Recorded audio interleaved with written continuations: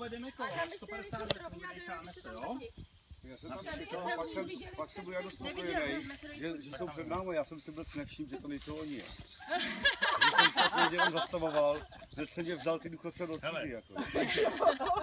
Ono se blíží.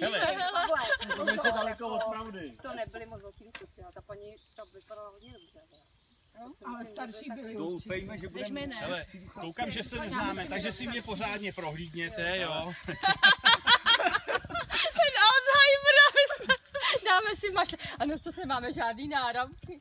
Nemáme žádný poznávací znamení. To je pravda. No. Já jsem chtěla z Liboška dělat takový ty z těch gumiček, ne? Říkám, připravíme jich tam 10.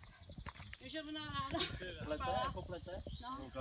No, to by se tam Už to tak jako až na to hřiště, vám tam bodekají kočkou a že se podle v hospodě. Stačí do globusu nakupovat a být 2 barvy. Já říkám, tak si to něco vyber.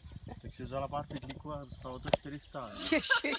Říkám, No, to mají, ale v Ternu to mají, v Ternu jich mají hodně taky. v globusu měli pytlík za 70. No to je drahý, ale v Ternu. Ale prostě ta barva jinde nebyla, no tak si je nabrala. Ale v Ternu, jak je ten tabák, když se pře, tak to mají taky gumiček, mají